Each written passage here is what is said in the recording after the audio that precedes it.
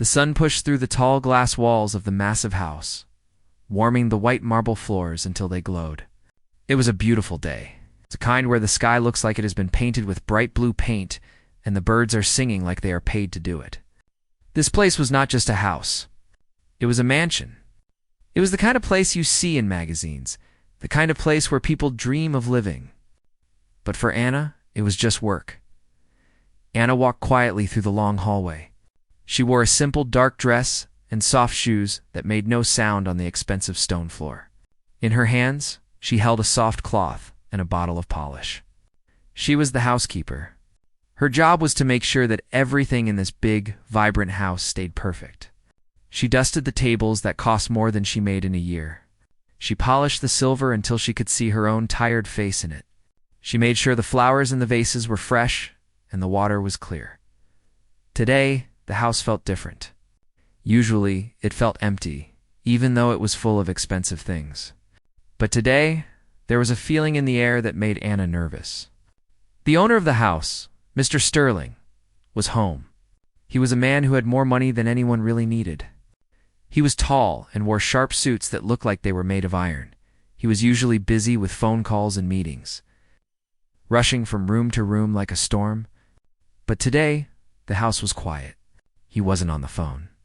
He wasn't shouting orders. He was just sitting in the main room. Anna tried to stay out of his way. She moved to the side of the room where the big windows looked out over the green gardens. She began to wipe down a shelf, keeping her head down. She knew the rules. She was there to clean, not to be seen, and certainly not to be heard. Mr. Sterling was a man who liked order. He didn't like small talk. He didn't like surprises. She worked her way around the edge of the room, careful not to make a squeak with her shoes. She passed the paintings on the walls, the fancy statues, and the thick rugs. She was heading toward the grand piano. It sat in the middle of the room like a shiny black beast. It was a beautiful instrument, the kind that professional musicians dream of owning. The lid was open, showing the perfect strings and the felt hammers inside. It looked brand new, even though it had been sitting there for years. Anna slowed down as she got closer to the piano. Her heart gave a little thump in her chest. She had always loved music. When she was a little girl, her grandmother had a small beat-up piano. Anna used to sit on the bench and press the keys, making up her own songs. It was the one thing in her life that made her feel free, like she could fly. But that was a long time ago. Life had gotten hard. Money had gotten tight. She had to sell her grandmother's piano to pay for food. After that, she stopped playing. She stopped dreaming every day for the last 2 years. Anna had cleaned this room. Every day, she walked past this beautiful black piano. And every day she had to fight the urge to just sit down and play one chord. Her fingers would itch. Her palms would get sweaty. She would look at the white keys and imagine the sound they would make, but she never did. She was just the housekeeper. A person like her didn't touch $1 million piano. She was just about to walk past it to dust the curtains when she noticed Mr. Sterling. He was standing by the glass doors that led to the garden. His back was to her. He wasn't looking at his phone. He wasn't looking at his watch. He was just looking out at the bright flowers. His hands were clasped behind his back. He looked smaller than usual somehow. Not like the powerful boss who fired people for being late. He looked like a man who was carrying a very heavy weight on his shoulders. Anna decided to ignore him and keep working. She grabbed her cloth and reached out to dust the side of the piano. She was very gentle. She didn't want to make a noise. She wiped the smooth black wood, taking care not to bump the keys.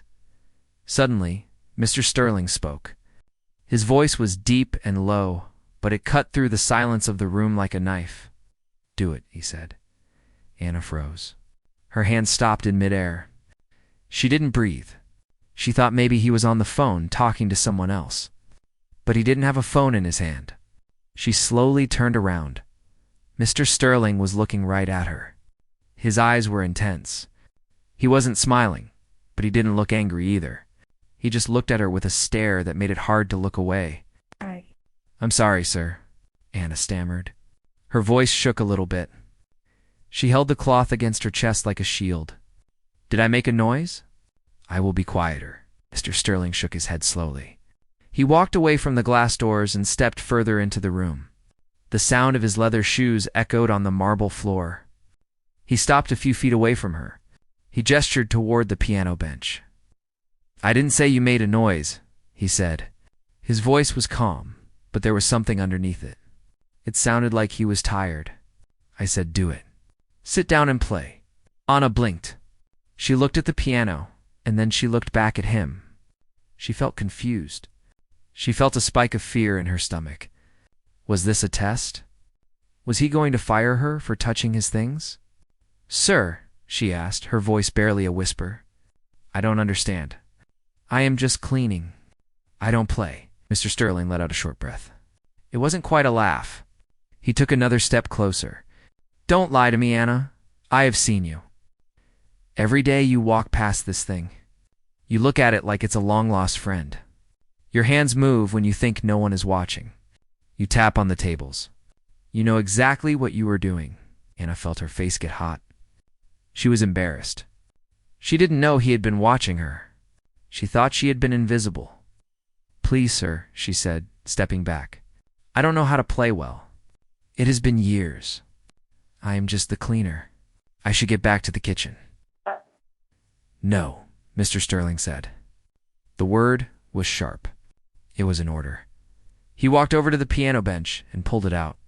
He patted the velvet seat. It was a strange sight, a millionaire in a $5,000 suit moving a piano bench for his housekeeper. "I am not asking you to clean," he said. His voice dropped, becoming very soft, almost sad. "I am telling you to sit. I am telling you to play. I need to hear it." Right now, Anna looked at his face. She searched for a sign that he was joking, but there wasn't one. His eyes looked strange. They looked wet, like he might cry if he spoke again. He looked desperate. It was the look of a man who was drowning and needed someone to throw him a rope. The silence in the room stretched out. The only sound was the ticking of a giant clock on the wall and the distant sound of a car engine outside. Anna knew she should refuse. She knew she should pick up her cleaning supplies and leave the room. It was against the rules. It was dangerous, but there was something in the way he stood there. His shoulders were slumped forward. He looked like he was in pain. The house was so big, and he looked so small in it. Anna's fear began to mix with something else. A strange curiosity. A pull she couldn't explain. She slowly put her cleaning cloth on the top of the piano. Her hands were trembling. She felt like she was walking on a tightrope without a net. She looked at the keys again. They were so white. They were inviting her. "Okay," she whispered. Mr. Sterling didn't smile. He just nodded. He took a step back and leaned against a white pillar. He crossed his arms over his chest. He didn't take his eyes off her. Anna took a deep breath. She walked slowly to the bench. It felt like the longest walk of her life. She smoothed her dress and sat down. The bench was soft. She was face to face with the keys. She reached out her hands. Her fingers hovered over the white ivory. They were shaking so much she thought she might hit the wrong keys just by accident. She looked at Mr. Sterling one last time, hoping he would change his mind. He just stared at her, waiting. "I'm rusty," she said quietly. "It doesn't matter," he said back. "Just play." Anna closed her eyes for a second. She remembered the smell of her grandmother's house. She remembered the dust motes dancing in the light of that old room. She remembered the feeling of the music in her chest. She lowered her fingers. She didn't know what song was going to come out. She didn't know if she could even remember a full song. She just pressed down. The sound that came out of the piano wasn't pretty. It was a sharp, loud clank that echoed through the big room like a stone dropping into a tin bucket. Anna flinched so hard that her whole body jerked. She quickly pulled her hands back, pressing them against her chest. Her face turned bright red. She felt like she wanted to run away and hide in the small closet where she kept the brooms. She had ruined the moment. She had proven to him that she was just a cleaner with no talent. "I knew it," she thought to herself, panic rising in her throat. "I shouldn't have touched it." She looked up at Mr. Sterling, waiting for him to get angry. She expected him to shout or to sigh and tell her to get back to work, or to fire her on the spot for daring to touch his expensive instrument. But he didn't do any of those things. Mr. Sterling didn't even blink. The harsh noise didn't seem to bother him at all. He was still leaning against the white pillar, his arms crossed. He looked calm, very calm. It was as if he had been expecting that bad note. He didn't move. He just kept his eyes fixed on her, his face like a blank mask. "Try again," he said. His voice was low and steady. There was no meanness in it. Anna swallowed hard. Her throat felt dry. She looked back at the keys. They were staring at her, white and shiny. "I don't know the right song, sir," she stammered. "I don't know any classical music. I only know old tunes from when I was little." "It doesn't matter," Mr. Sterling said. He pushed himself off the pillar and took a few steps closer. The sound of his shoes on the marble was soft. "Don't play a song. Just play a sound. Play what you feel." Anna looked at her hands. They were rough from cleaning floors and washing dishes. Her nails were cut short. They looked so out of place, resting on the edge of that beautiful, shiny piano. But Mr. Sterling was waiting. He wasn't looking at her like she was the help anymore. He was looking at her like she was the only important thing in the room. She took a deep breath and let it out slowly. She tried to stop the shaking in her fingers. She placed them back on the keys. This time, she didn't press down hard. She touched the keys gently, like she was petting a cat. She played a single note. A soft C. It rang out clear and sweet. Then, without thinking too much, she pressed the next note. Then another. It wasn't a famous song. It wasn't Mozart or Beethoven. It was just a simple melody, something she might have hummed while washing the windows. It was slow and a little bit sad. Suddenly, a strange feeling washed over Anna. It was a feeling she hadn't felt in 10 years. It started in her fingertips and traveled up her arms into her chest and then filled her whole body. The fear of being fired, the worry about the rent, the tiredness in her bones, it all started to fade away. Her left hand found a low note and her right hand moved higher. The room filled with sound. It was a simple tune, but the piano made it sound magical. The acoustics in the big mansion were perfect. The notes seemed to hang in the air, swirling around the tall ceilings before fading away. She forgot where she was. For a moment, she forgot she was sitting in a rich man's house wearing a uniform. She closed her eyes. She imagined she was back in her grandmother's living room. She could almost smell the old wood and the soup cooking on the stove. She remembered how safe she felt back then, before life got so hard. Her fingers began to move a little faster. They found a rhythm. They knew what to do, even though her brain was worried. It was like riding a bicycle. Her muscles remembered the feeling of the keys. She pressed the pedals with her foot, and the sound got louder and richer. She played a chord that sounded like a question, and then another chord that sounded like an answer. The music was talking for her. It was saying all the things she couldn't say out loud. It was telling the story of her long days, her hard work, and the tiny dreams she kept hidden in her heart. As she played, she heard a noise. She almost stopped playing, thinking it was a servant coming into the room. But she kept going, her eyes still closed. It was the sound of fabric rustling. She opened her eyes just a little bit to peek. What she saw made her heart skip a beat, Mr. Sterling. The powerful millionaire who owned half the city had walked over to the big glass doors. He didn't stand tall and proud like he usually did. He slowly sank down onto the floor. He sat right there on the plush Persian rug, leaning his back against the glass. He buried his face in his hands. Anna was shocked. She had never seen him sit on the floor before. She had never seen him look so vulnerable. He looked like a broken statue. Seeing him like that made her want to stop playing and ask if he was okay. But something told her to keep going. The music was connecting them. It was a bridge between her world and his. She played softer now, a gentler melody.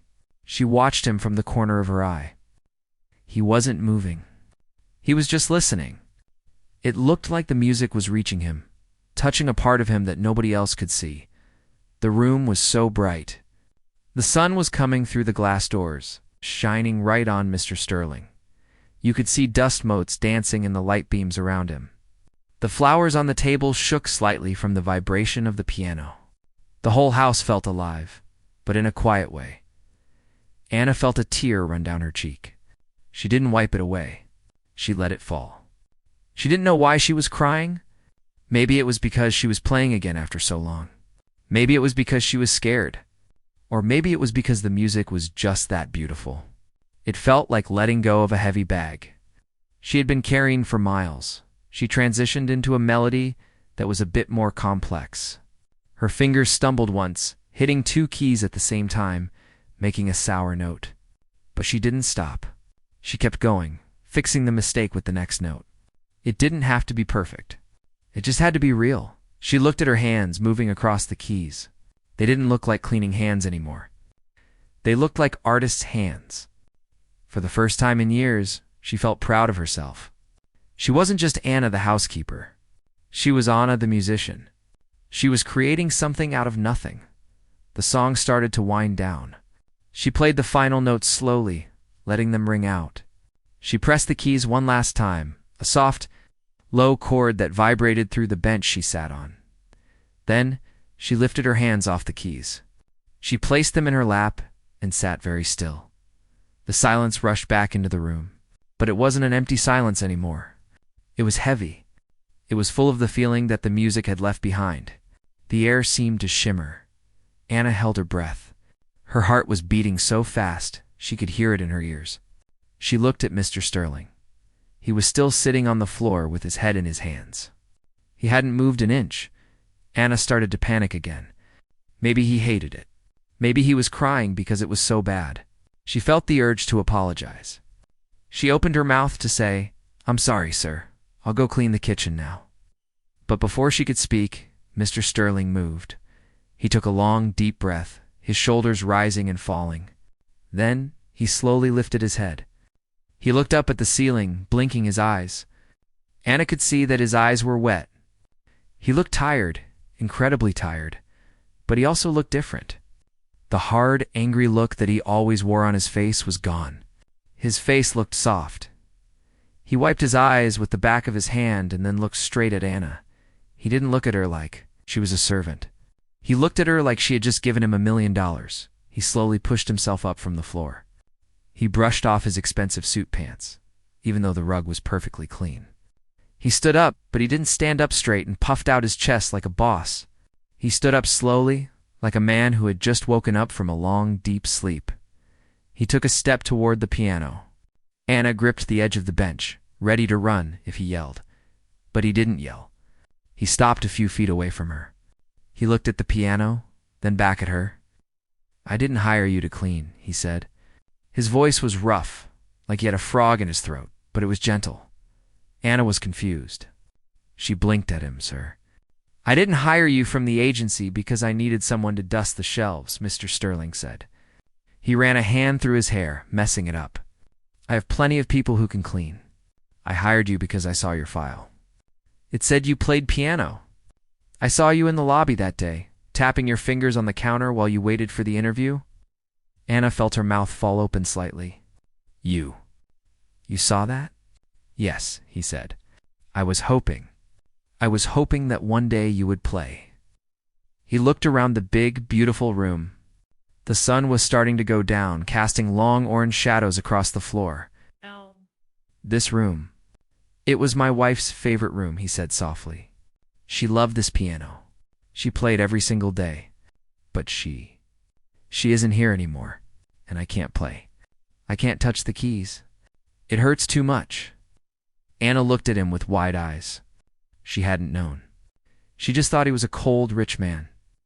"The silence in this house is killing me," Mr. Sterling admitted. "It is so loud. I needed someone to break the silence. I needed to hear the music again. I just didn't know how to ask." Anna felt a lump form in her throat. She looked down at the keys. She understood now. She wasn't in trouble. She had just helped him. "I hope I didn't disappoint you, sir. Like I said, I'm rusty." Mr. Sterling actually smiled. It was a small, crooked smile, but it was real. It made him look 10 years younger. "Disappoint me?" He shook his head. "Anna, that was the most beautiful thing I have heard in 3 years." He took another step closer and leaned against the piano, right next to where she was sitting. The air between them wasn't scary anymore. It was peaceful. "You have a gift," he said. and I'm tired of seeing it wasted on dusting furniture. Anna sat on the velvet bench, her hands resting in her lap, completely stunned. The air in the big room felt different now. It wasn't stiff or cold anymore. It was warm, filled with a kind of quiet understanding. She looked up at Mr. Sterling, searching his face to see if he was making a joke, but his eyes were serious. There was no trick there. "You didn't hire me to clean?" she asked softly, just to make sure she heard him right. Mr. Sterling shook his head slowly.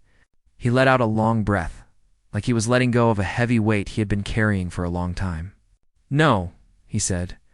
"I have a team of gardeners, a pool cleaner, and a maintenance crew. I didn't need another person to scrub floors. I needed life in this house." He walked away from the piano and over to a small table against the wall where a crystal decanter of water sat. He poured himself a glass, drank it all in one gulp, and then turned back to look at her. He didn't look like the scary boss anymore. He looked like a regular man who was very tired. "My wife, her name was Beatrice," he said. His voice got quieter when he said her name. This was her favorite room. She loved the morning light. She loved that piano. She used to play for hours while I worked in my office. He paused, looking out the glass doors at the garden. When she got sick, the music stopped. When she passed away, the house went silent. I couldn't stand it. I tried to hire musicians to come in, but they felt like strangers. They played the notes, but they didn't feel the music. Anna listened closely. She had never heard him talk about himself before. In the 2 years she had worked there, they had only talked about what needed to be cleaned or what time dinner would be ready. She had no idea he was carrying around so much sadness. It made her look at him in a new way. He wasn't just a rich man in a suit. He was a person who missed someone he loved. "I saw your application at the agency," Mr. Sterling continued. "It said you studied music at a school in the city, but had to drop out. It said you loved the piano. I saw you waiting in the lobby. You were tapping a rhythm on your purse. You looked hungry for music, even if you didn't know it yourself." Anna looked down at her hands. It was true. She had loved music more than anything. But life had been hard. Her family needed money. Her mother got sick, and there were bills to pay. She had to quit school and take whatever job she could find. She thought her dream of playing was dead, buried under piles of laundry and dirty dishes. "I didn't think I was good enough," Anna admitted, her voice shy. "I haven't played properly since I left school. I was scared to touch your piano.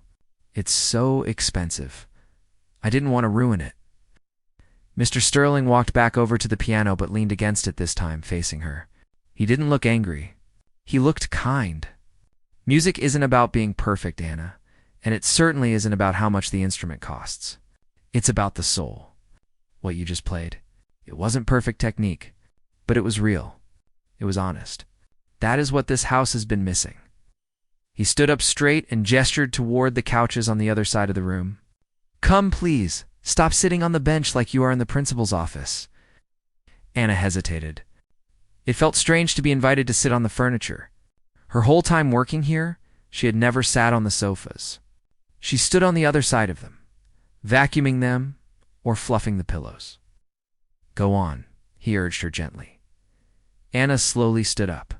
She smoothed her uniform dress and walked over to the soft, white sofa. She sat down on the very edge, perching there like a bird ready to fly away. She felt out of place. Mr. Sterling sat in the chair across from her. For a few minutes, nobody said anything. The silence was comfortable now. The sun was starting to dip lower in the sky, casting a golden light over the room. It made everything look peaceful. "Why did you stop?" Mr. Sterling asked. It wasn't a boss asking a question. It was a friend asking. Anna looked at her hands. It wasn't a choice, really. "My parents. We struggled. My mother needed medicine. The rent went up. I needed to work. Music doesn't pay the bills, you know. I took a job as a waitress, then a cleaner. I worked 2 jobs for a long time.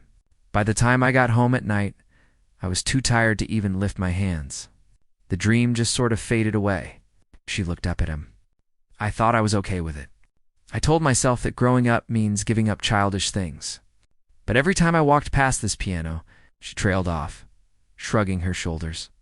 It felt like my heart was hurting a little bit. Mr. Sterling nodded slowly. I understand. Giving up on something you love is a heavy burden. It eats at you. What about you? Anna asked bravely. Why can't you play?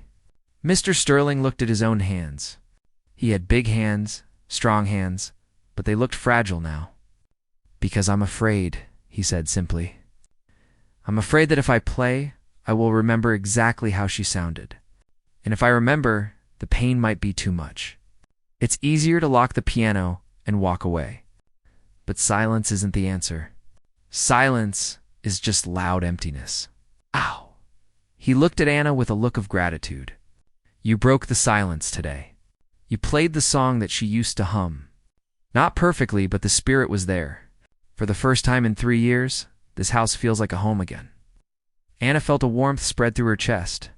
She realized that her playing hadn't just been a selfish act of remembering her own past. It had helped him too. It had connected to lonely people in a big, empty house. Mr. Sterling leaned forward, resting his elbows on his knees. I don't want you to clean anymore, Anna. At least, not as your main job. Anna's eyes went wide. Panic flared up instantly. Are you firing me? Sir, please. I need this job. I have rent to pay. I can't lose this. No, he said quickly, shaking his head. I am not firing you. I am offering you a different position. I want you to play for me. Every day. In the afternoons, maybe in the evenings when I have dinner, I want the house to be filled with music again. And in return, I will pay you double what you are making now. You can keep the cottage on the grounds. You won't have to scrub toilets or dust shelves anymore. You can just play. Anna sat there, her mouth slightly open. She couldn't believe what she was hearing. It sounded like a fairy tale. It sounded impossible. But I'm not a professional, she stammered. I'm rusty. I make mistakes, so what? Mr. Sterling smiled. It was a genuine smile that reached his eyes. Mozart is dead. Beethoven is gone. I don't want them. I want you. I want the person who can make the room feel like Beatrice is still here. You have a gift, Anna. It is a crime to hide it in a cleaning closet. He stood up and walked over to the windows. The garden outside was bathed in orange light. Life is short, Anna. Too short to spend it doing things that don't make your heart sing. I made that mistake. I spent my whole life making money, thinking that was the most important thing. I thought I could buy happiness. But I was wrong. Happiness is in the moments. It's in the music. He turned back to face her. You saved something in me today, just by sitting down and hitting a few keys. Let me save something for you. Let me give you back your music. Anna felt tears prickling the corners of her eyes. She looked around the luxurious room with the high ceilings, the expensive art, the shiny piano. Then she looked at Mr. Sterling. He wasn't a millionaire boss right now. He was just a man asking for help. She thought about her small, cramped apartment. She thought about her sore back and her tired feet. She thought about how happy she used to be when she played. I don't know what to say, Anna whispered. Say yes, Mr. Sterling said softly. Say you will let the house sing again. Anna took a deep breath. She looked down at her hands, the hands that had cleaned this house for 2 years. She imagined them resting on the piano keys every day. She imagined filling this big, beautiful place with music. It felt right. It felt like destiny. Yes, she said, her voice getting stronger. Yes, I will do it. Mr. Sterling let out a breath that sounded like a laugh. Good, he said. That is very good. He walked over to a small desk in the corner and pulled out a piece of paper. It wasn't a contract. It was just a list of songs written in elegant handwriting. These were her favorites, he said, placing the paper on the music stand of the piano. I know some of them. Maybe. Maybe one day you can teach me how to play again too. But for now, just play for us. Anna stood up and walked back to the piano. She didn't feel like the help anymore. She walked with her head high. She sat down on the bench and looked at the list of songs. They were classics. Some she knew, some she didn't. She looked at Mr. Sterling. He had walked back to his spot by the glass doors. He didn't look like the scary boss anymore. He looked like a man who was finally ready to listen, Anna placed her fingers on the keys. She didn't play a song from the list yet. She played a simple, happy chord. It rang out clear and bright. It was the start of a new song, the start of a new life. And this time, she wasn't afraid of the sound she made. The days that followed were like a dream for Anna. The big house didn't feel like a museum anymore. It felt like a living, breathing place. The change wasn't just in the music. It was in the air. It was in the way the sunlight hit the floors and the way the flowers seemed to stand up straighter. Anna no longer woke up with a backache from scrubbing floors. She woke up with a feeling of excitement in her chest. She would walk through the garden in the morning, drinking her coffee and looking at the roses instead of rushing to wash the windows. She still lived in the small cottage on the property, but now she looked at it as her home, not just a place to sleep. Her new job was simple, yet it was the hardest thing she had ever done in the best way possible. Every afternoon, she would walk into the main room. She would wear comfortable clothes, soft skirts, and nice blouses instead of her old uniform. She would sit at the shiny black piano, and she would play. At first, she was nervous. She felt like she had to prove to Mr. Sterling that she was worth the money. She played fast, complicated songs, trying to show off her skills. She wanted him to think he made a good choice. But Mr. Sterling didn't want to show. He would sit in his leather chair, listening with his eyes closed. After a few days, he gently stopped her. "You are rushing," he told her one afternoon. He was holding a book, but he wasn't reading it. "You are playing like you were trying to catch a bus. Slow down. Play the silence between the notes." Anna laughed nervously. "I'm sorry, sir. I just want to be good." "You are already good," he said, his voice calm. "Now, try to be real. Don't play for me. Play for the room." So Anna slowed down. She started to play the songs she loved, simple folk tunes and old lullabies. Mixed with the classical pieces his wife used to love, she stopped worrying about hitting every note perfectly. If she missed a note, she just kept going. She learned that the mistakes made the music feel human as the weeks went by. A strange and wonderful friendship started to grow between them. It was a friendship that didn't need many words. Before, they were just the boss and the cleaner, separated by a wall of rules. Now, they were two people sharing a love for the same thing. They started having tea together in the afternoons. This was something that never happened in the past. Anna would brew a fresh pot of Earl Grey. They would sit at the small table near the glass doors. They didn't talk about business. They didn't talk about stocks or cleaning schedules. They talked about the music. Mr. Sterling would tell her stories about his wife. She had a laugh that sounded like bells, he told Anna one day, looking at the piano with a soft smile. She used to play this fast, upbeat song when she was happy. And when she was sad, she would play the slowest songs you ever heard. The piano was her diary. Anna loved these stories. She felt like she was getting to know a woman she had never met. Through his stories, she learned to play the songs with more feeling. She wasn't just reading dots on a page anymore.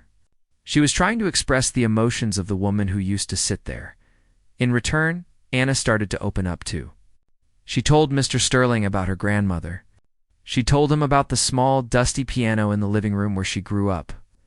"We didn't have much money," Anna said, holding her warm teacup with both hands. "But we had music. My grandmother said that music was the only thing that makes you rich without having a penny in your pocket." Mr. Sterling nodded his head slowly. "She was a wise woman. I have all the pennies in the world, but I was poor until you started playing." The atmosphere in the house changed completely. Before, it was always quiet, too quiet. The silence used to feel heavy, like a thick fog that made you feel lonely. Now, the house was filled with sound. Even when Anna wasn't playing, the memory of the music seemed to bounce off the walls. The staff, the cooks, and the gardeners started to smile more. They would linger in the hallway just to listen to Anna play. Even the grumpy old butler, who never spoke to anyone, was caught humming a tune one day while polishing the silver. Anna noticed changes in herself, too. She stood taller. She looked people in the eye. She didn't feel invisible anymore. She realized that her value wasn't in how well she could clean a toilet. Her value was in her talent and her heart. The job had given her back her dignity. One rainy afternoon, well, it's not rainy, because it never rained here. But the sky was gray, and Claudiana was struggling with a difficult piece of music. Her fingers kept tripping over the keys. She let out a frustrated sigh and hit the keys a little too hard. "I can't do it," she said, putting her head in her hands.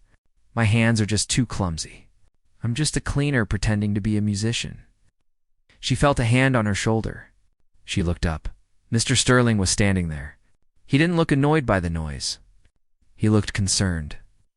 "Everyone struggles, Anna," he said gently. "Even the best musicians struggle. The difference is they don't let the struggle stop them."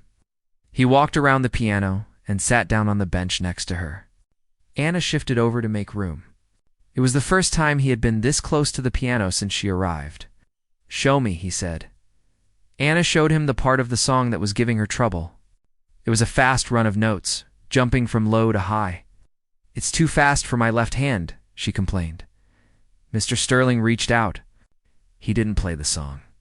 He just placed his large hand on the keys next to hers. He hesitated for a moment, looking at the ivory keys with a mix of fear and love.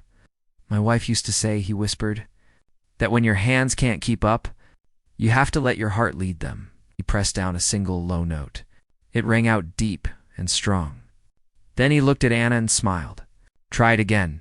Don't think about your fingers. Think about the sound you want to make." Anna took a deep breath. She looked at her hands, then at Mr. Sterling. He wasn't the rich boss anymore. He was a teacher. She closed her eyes and imagined the sound flowing like a river. She played the run of notes again. This time it wasn't perfect, but it was smooth. The notes flowed together like water. "See?" Mr. Sterling said softly, "You have the magic inside you. You just have to trust it." That moment broke the last wall between them. They weren't just employer and employee anymore. They were partners. They were healing each other. Anna was healing the silence in his heart with her music. He was healing her fear of failure with his kindness. Anna realized that she wasn't just playing a piano. She was playing a role in his life, and he was playing a role in hers. The mansion wasn't just a building of stone and glass. It was becoming a sanctuary, a place where broken things could be fixed. She looked around the room as the afternoon light faded into evening. The room looked golden and warm. She felt a sense of peace she hadn't felt in 10 years. She knew that this was exactly where she was supposed to be. She wasn't just a housekeeper anymore. She was Anna, the pianist, and it felt unreal to finally be herself. 2 weeks flew by faster than the wind. The big house wasn't quiet anymore. It was buzzing with energy. It was the night of the annual charity gala, the biggest party of the year. The usually calm mansion was filled with people. There were men in shiny tuxedos and women in colorful, expensive dresses that sparkled under the bright lights.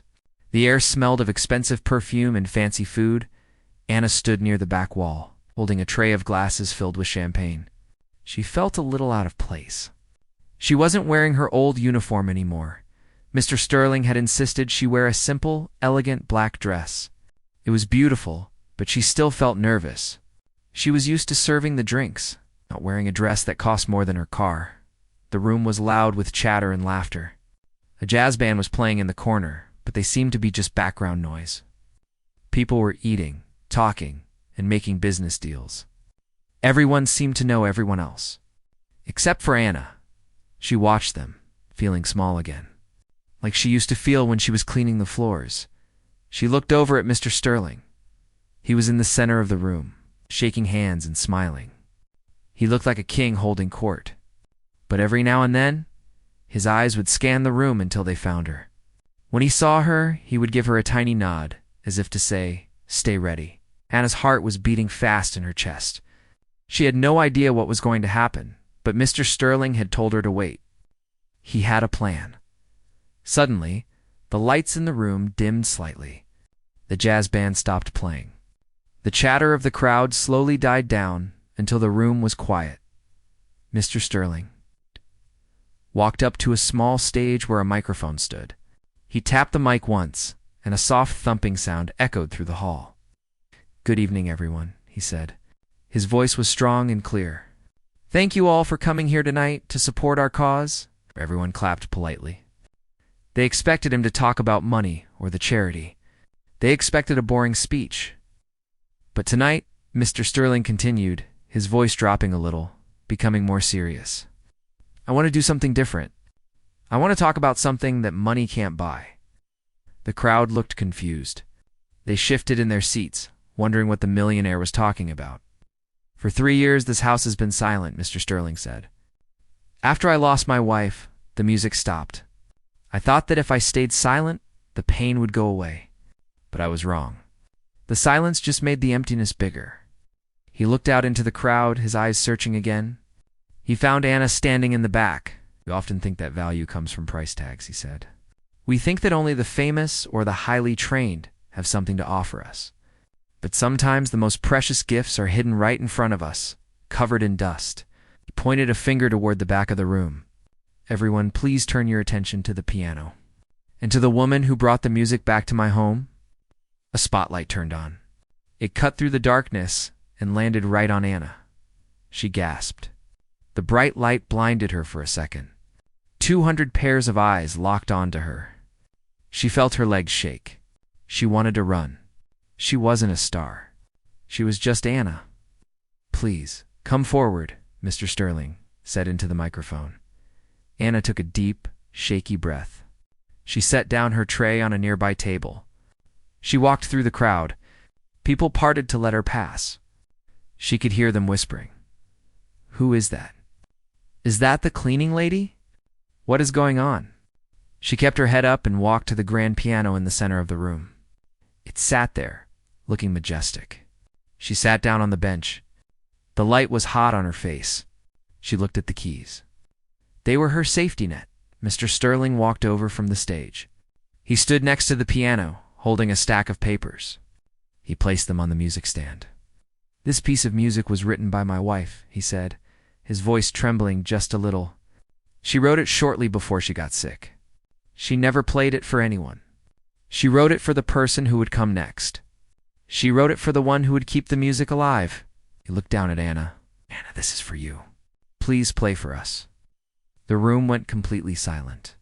You could hear a pin drop. Anna looked at the sheet music. The notes were handwritten, messy but beautiful.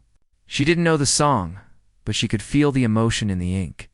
She realized that this wasn't just a performance. This was a passing of the torch. She placed her hands on the keys. Her fingers were trembling, but she took a breath and closed her eyes for a second. She pictured the gardens outside. She pictured Mr. Sterling sitting on the floor, listening to her play that first time. She remembered how good it felt to be heard. She started to play. The first note was clear and strong. It rang out through the hall, wrapping around the marble pillars. Then came the melody. It was sad, but it was also full of hope. It was like a story of a goodbye that turned into a hello. Anna forgot about the crowd. She forgot about the rich people in their fancy clothes. She forgot about the cameras and the lights. She just played. Her fingers moved with a confidence she didn't know she had. She poured her own story into the song, the hard times, the cleaning jobs, the fear, and finally, the joy of being found. The music swelled, getting louder and more complex. It sounded like water rushing over rocks, then like birds taking flight into the sky. The people in the room stopped whispering. They stopped moving. They were captivated. Some of them closed their eyes. Some of them wiped away tears. Even the waiters stopped serving to listen. Anna played with everything she had. She was giving a piece of her soul to the room. When she hit the final chords, the sound lingered in the air for a long time. She held the last note, letting it fade into silence. When she finally lifted her hands off the keys, there was a second of total stillness. Then the room exploded. It wasn't just polite clapping. It was a roar. People stood up from their tables. They clapped and cheered. A man in the front row shouted, "Bravo!" Anna looked out at them, her face flushed with surprise and happiness. She had never felt anything like it before. She had done it. She had touched their hearts. Mr. Sterling walked over to her amidst the applause. He was smiling bigger than she had ever seen him smile. He helped her stand up from the bench. He raised her hand in the air, like a champion. The crowd cheered even louder, but he wasn't done. He reached into his jacket pocket and pulled out a thick white envelope. He handed it to her. Anna took it, confused. "This isn't your paycheck, Anna," he said into the microphone, so everyone could hear. "This is an acceptance letter to the Royal Academy of Music, a full scholarship. And this," he held up another paper, "is a contract. I want you to be the artist in residence here at the mansion. I don't want you to ever clean a floor again unless you want to. The world needs to hear your music, not just me." The crowd gasped. Anna looked at the papers in her hand. She couldn't believe it. The Royal Academy. It was the best school in the country. It was the dream she had given up on 10 years ago. Tears streamed down Anna's face. She looked at Mr. Sterling. "I don't know what to say," she stammered. "You don't have to say anything," Mr. Sterling said softly. "You just have to play." He stepped back, giving her the spotlight. He gave her the stage. He didn't want the credit anymore. He just wanted to see her fly. He realized that the true wealth of his home wasn't the art on the walls or the money in the bank. It was the music. It was the people. It was the life that Anna had brought back to the cold, empty rooms. Anna looked out at the sea of people, then down at the piano. She wiped her tears and smiled. She sat back down and played one last song, a song of gratitude. It was simple and sweet. As she played, she knew that her life had changed forever. She wasn't invisible anymore. She was a musician, she was a student, and she was a friend. And it all started because a lonely man asked her to play a single note. The ending was better than any fairy tale she could have imagined because it was real.